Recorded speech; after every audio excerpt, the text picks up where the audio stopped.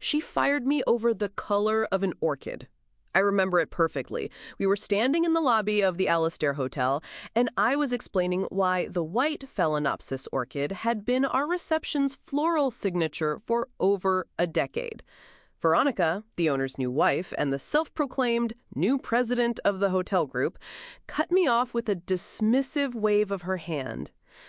"Eleanor, darling," she said, her voice dripping with a kind of fake sweetness that precedes venom, "white is so in the past.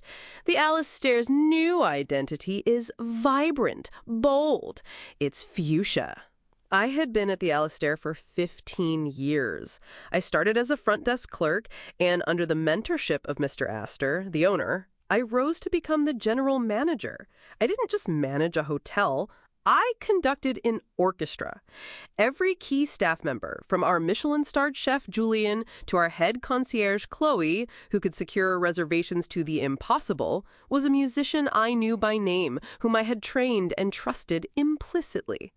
The Alistair wasn't brick and mortar. It was the collective soul of our team, a soul I had helped build. But to Veronica, 30 years younger than Mr. Astor and with a thirst for power inversely proportional to her experience, the Alistair was merely a canvas for her social ambitions. She saw my relationship of trust with the staff and her husband not as an asset, but as a threat, a shadow of the old Alistair she needed to erase in order to shine. "Your vision seems to be misaligned with our new strategic direction," she continued, her tone now colder, calculated for the small audience of staff observing us.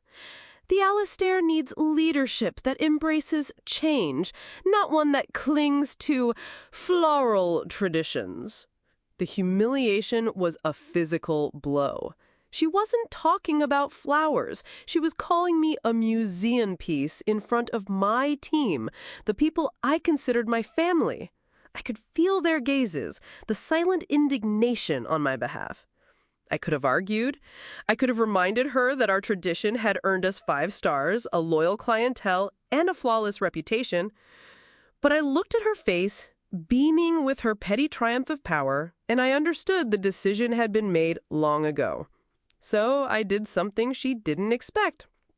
I smiled, a calm, almost amused smile. "You're right, Veronica," I said, my voice surprisingly steady. "Fuchsia will certainly make a statement. I wish you all the luck in the world with the grand reopening." I turned and walked towards the exit, past my team. I saw in the eyes of our chef Julian and our head concierge Chloe, who could secure reservations to the impossible, a flame of loyalty that Veronica, with all her fuchsia orchids, could never buy. She thought she was pruning a withered flower. She had no idea she had just taken an axe to the root of the entire tree. The first call I received wasn't of panic, but of solidarity. Chloe, the head concierge, a woman I had hired as an intern a decade ago. "Eleanor, that was an outrage. Half the staff is ready to hand in their notice. What'd they do?" Her voice was trembling with anger. "Stay calm," I told her, my own voice steadier than I felt. "Don't make any rash decisions. Let the dust settle. Don't give her the satisfaction of an emotional reaction." I had no plan. The sting of betrayal was profound, not just from Veronica, but from the silence of Mr. Astor, who, weakened by age, had become a spectator in his own empire. I spent the next day in a daze, feeling as if the identity I had built for 15 years had been stolen from me. What was a leader without her team? What was a conductor without her orchestra? That's when my phone rang again. A number I didn't recognize. "Am I speaking with Eleanor Vance?" a man's voice asked, energetic and direct. "This is she." "Eleanor, my name's Marcus Thorne from Apex Development. I know this might not be the best time, but news travels fast in our circle. I heard you're available." I frowned. Apex Development was one of the country's top luxury real estate firms. "We've just acquired a historic building in the Gold Coast district. an old mansion. Our plan is to turn it into the most exclusive boutique hotel in Chicago. But we have a problem. We have the bricks, the design, the capital, but we don't have the soul. We don't have the leadership to bring it to life. My heart began to beat faster, a spark of hope in the fog. I followed your work at the Alistair for years, Marcus said. I know Mr. Astor owns it, but everyone in the industry knows the magic there has a first and last name, Eleanor Vance. What you built there wasn't a hotel. It was a reputation, a culture of excellence that everyone in the business envies. The question I have for you is simple. Can you do it again, from scratch? I was silent, the weight of his words settling on me not as a burden, but as a crown. We're not offering you a job, Eleanor, he added, as if reading my thoughts. We're offering you a partnership, full autonomy, a generous budget, and a stake in the profits. We want you to build your dream hotel with your dream team. We provide the building. You provide the magic. My team, I whispered, more to myself than to him. Exactly, he said, his tone now laced with strategy. A chef like Julian, a head concierge like Chloe, those people aren't loyal to a corporate entity. They're loyal to a leader. They are your reputation. If they come, they'll come. And together, we won't just compete with the Alistair, we'll make it obsolete. I hung up the phone and stared out the window. The feeling of loss began to morph into something electric, vibrant, dangerous. Veronica thought my secret weapon was my influence over her husband. She was wrong. My secret weapon was the respect and loyalty of the people she was now trying to command with colorful menus and empty orders. She hadn't fired me. She had set me free. And unknowingly, she had just financed the creation of her worst nightmare right across the street. The tables have completely turned for Eleanor. If you, like me, can't wait to see what happens next, take a quick moment and subscribe to the channel so you don't miss the outcome of this story and others like it. Veronica's panic didn't start with a phone call, but with a resignation email, then another, and another. On the Monday following my dismissal, Chloe, the head concierge, submitted her notice. It was polite, professional, citing an unmissable new opportunity. On Tuesday, it was Caroline, the events manager, the woman who orchestrated the most lavish weddings in the city. On Wednesday, the internationally awarded chief sommelier. The exodus was silent, but relentless, and I didn't have to do anything. I just accepted Marcus's offer and started planning. Each of them would call me before sending the email, and the conversation was always the same. Eleanor, I'm with you. Where are we going? And my answer was always, hold tight. Trust the process. Veronica's call came on Friday. Her voice no longer had that fake sweetness. It was shrill, thin, almost out of control. Eleanor, what is this game you're playing? You're poaching my staff. I remained calm, savoring every second of her unraveling. I'm not poaching anyone, Veronica. I received an offer, and I accepted it. People are free to pursue what's best for their careers. Don't you believe in the free market? Best for their careers? Chloe and Caroline had been with me for years? She shrieked, conveniently forgetting that I had hired and trained them from the start. They've abandoned me 3 weeks before the grand reopening. The desperation in her voice was music to my ears. The big night she had planned to crown herself the new queen of luxury hospitality was starting to crumble before it even began. The lack of a good sommelier was already a disaster. The loss of the best events planner, a logistical nightmare. Perhaps they weren't running from you, Veronica. Perhaps they were running towards a leader they respect, and one who offered them a partnership, not just a paycheck. There was a stunned silence on the other end of the line. I had just revealed a crucial part of my game. She wasn't losing employees to a competitor. She was losing them to a new business model, one she could never offer. This isn't over, she threatened, her voice a thin wire. She slammed the phone down. But I knew it already was. She could paint the walls fuchsia. She could change the furniture and the uniforms. But she couldn't buy loyalty.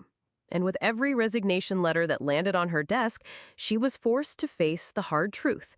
She might own the building, but she was never the leader of the people inside it. The confirmation that the ship was sinking came over coffee with the former director of food and beverage, a friend who had resigned the same day I was fired. "Eleanor, you have no idea of the pandemonium," he said, stirring sugar into his espresso. "Veronica is desperate. She's tried to hire replacements in a hurry, offering absurd salaries. But no one with a reputation wants to take a position weeks before a grand reopening. It's professional suicide. The entire industry already knows the Alistair is bleeding talent." "And Julian?" I asked, referring to our award-winning chef, the jewel in the crown. "He hasn't resigned yet." "Not yet, and that's the most brilliant and cruel part of your plan," he said, laughing. "He's the picture of calm. He tells her he'll figure it out, that the kitchen staff is solid and he can handle it. She's clinging to him like a life raft. She genuinely believes that as long as she has the Michelin-starred chef in the kitchen, the event can still be a success." A sly smile appeared on my face. I knew exactly what Julian was planning. His loyalty wasn't weak, it was strategic. "And Mr. Astor?" I questioned. "Veronica has isolated him completely. The official excuse is that she's handling the crisis so as not to worry him with operational details. The truth is she doesn't want him to know the true extent of the disaster she's created. She fired the only person who could have fixed this, and now she's trying to patch the holes in the hull with duct tape and arrogance." He leaned forward, lowering his voice. "The rumor in the market is that you're putting together a new project with Apex Development. Is it true?" I nodded slowly. "I knew it!" he exclaimed, tapping the table lightly. "She set you free to build a rival across the street. She thinks the problem is the people who left. She doesn't understand that the problem is her leadership. The reopening won't be a party. It'll be a public funeral, with expensive canapes." He looked at me with a mix of concern and admiration. "Just be careful, Eleanor. People like her, when cornered, get dangerous and irrational. She'll try to blame you for all of this in a very dirty way." "I know," I replied, taking a sip of my coffee. "But she's so busy trying to fix the engine, she hasn't even noticed I've already left with the ignition key, the steering wheel, and all 4 tires." Eleanor didn't just rebuild. She's building a new empire. Stories of strong women turning dismissal into an opportunity are the heart of our channel. If you support that strength, hit the subscribe button so you don't miss the climax of this revenge. While Veronica was drowning in her self-made crisis, I was breathing the air of freedom. My office was no longer a room overlooking a familiar lobby, but the buzzing construction site of what would be our new hotel. At my side, Marcus Thorne gave me carte blanche. "The project is yours, Eleanor. Build the legend." I spent the next 2 weeks doing what I do best, building teams. But this time, I wasn't hiring employees. I was gathering partners. Chloe, Caroline, and the others who had resigned didn't just come for a better salary. They came for an invitation to become minority partners in the new venture. I was offering them not just a job, but ownership of the dream. We would build together. The power of that proposal was something Veronica, with her boss mentality, could never understand. Their loyalty wasn't bought, it was earned, with years of respect, and now cemented with the promise of a shared future. On the Wednesday before the Alistair's grand reopening, I received a call I didn't expect. It was Mr. Astor. His voice was weak, tired, a shadow of the leader I once knew. "Eleanor, my dear, Veronica told me what's happening. She's distraught. She says you're stealing our staff to sabotage us." My heart ached, not with guilt, but with pity for him. "Mr. Astor," I said with all the respect I still felt for him, "I would never sabotage the Alistair. It's part of my history. But I also can't stop people from seeking a place where they feel valued and respected as professionals. A place where leadership inspires instead of humiliates. There was a long silence on the other end, just the sound of his heavy breathing. Did she offer you your job back? He asked, with a thread of hope in his voice. I laughed, a short, humorless sound. No, sir. She threatened me. And honestly, even if she had, I wouldn't have accepted. My path is different now. I no longer work for others, Mr. Astor. I work with my partners. I understand, he said, and in his voice I heard the resignation of a king who had abdicated his throne to the wrong person. I'm just so sorry, Eleanor. I should have protected you. I failed you. You never failed me, I replied, my voice softer now. You protected me for years by teaching me to be strong and to be a leader. And that's why I'm building my own future now. Please, take care of yourself. I hung up the phone with a bittersweet feeling.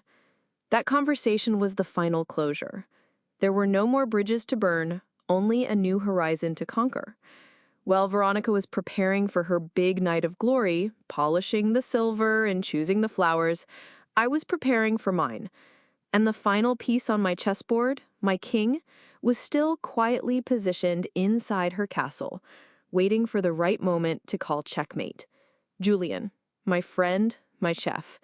Veronica's gala night was approaching, and it was going to be absolutely unforgettable.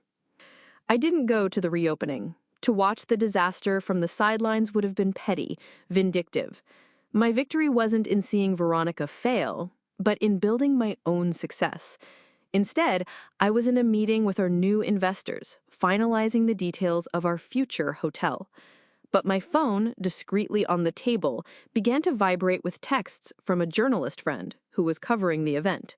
The first text arrived at 8:30 p.m. Chaos at the bar. The new bartenders don't know the signature cocktails. The lines are huge and important guests are annoyed. The second, at 9 p.m., Veronica is sweating bullets. The floor service is a complete mess.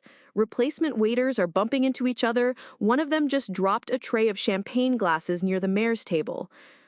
I smiled at my investors and continued my presentation, but my heart was pounding in anticipation.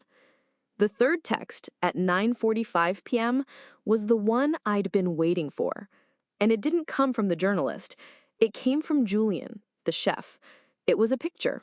The picture of his locker and the changing room, completely empty, with his apron and his set of knives perfectly folded and arranged on the bench.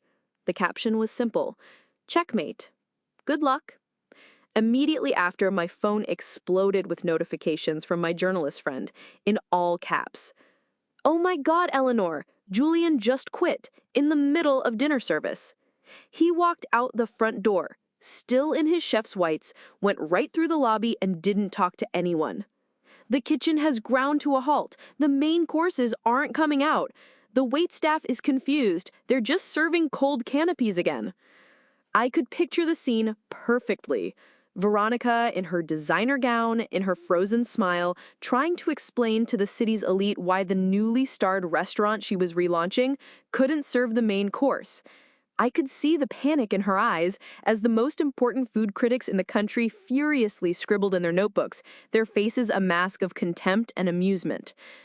Her humiliation wasn't behind closed doors. It wasn't in a boardroom. It was public, televised, and would be the headline of every society column the next day. But the final blow, the true masterpiece of our silent revenge, was yet to come. At 10:30 p.m., the journalist called me. His was thick with excitement and adrenaline. Eleanor, you're not going to believe this. It's genius. Well, chaos reigned here. A press release was sent out to all of us from Apex Development. I smiled. And what did it say, my dear? It announces a new ultra-luxury boutique hotel in the Gold Coast, and it announces the leadership team. Eleanor as general manager and partner. Julian as executive chef and partner. Chloe as head concierge and partner, Caroline as director of events and partner. He listed all the names, all the pillars who had left the Alistair in the past weeks. Eleanor, this wasn't a resignation. It was a planned exodus, and you announced your new kingdom on the night of the Queen's failed coronation. This isn't just news, it's a legend. You've destroyed the Alistair without lifting a finger against it. I hung up the phone. The revenge wasn't the implosion of the Alistair.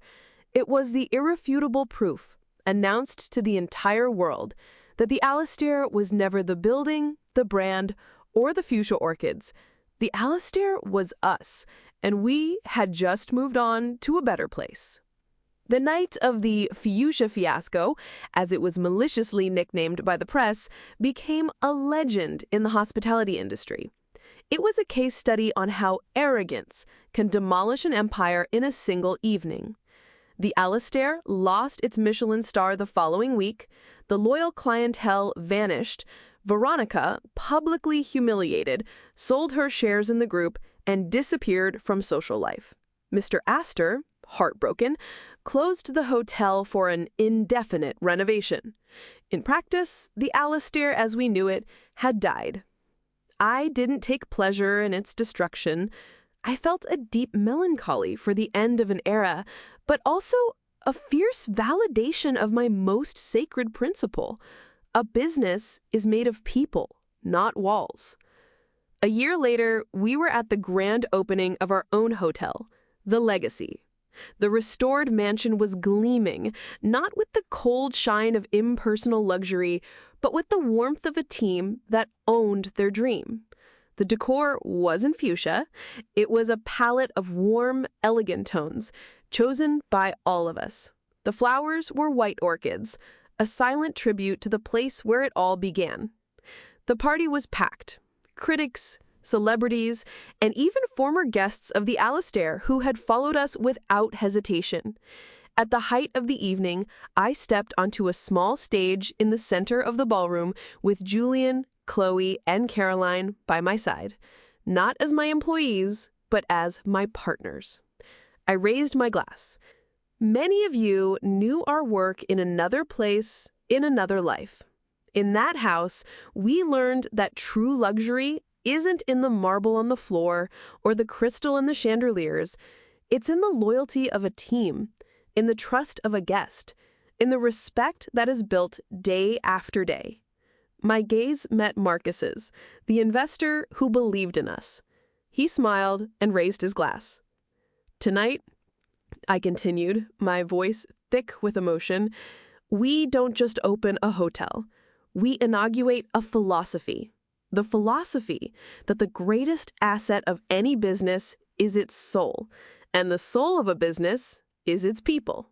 So, a toast, not to the legacy, the building, but to this legacy, I said, gesturing to my team beside me, of people who chose each other, who fought together, and who today are building their own future. A toast to us.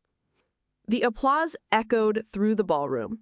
In that moment, looking at the empire we had built from the ashes of someone else's arrogance, I understood the purest form of revenge.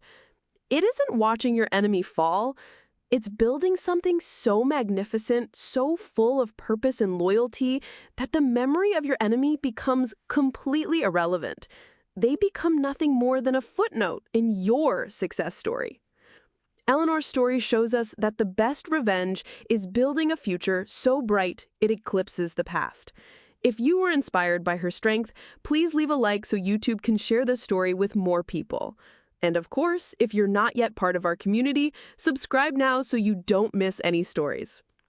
It's amazing how narratives like this can connect people from all over the world. So we can get an idea of how far our stories are reaching. Please comment below what city, state, or country you're watching from right now. We would love to see our community on the map. Take care, and until the next story.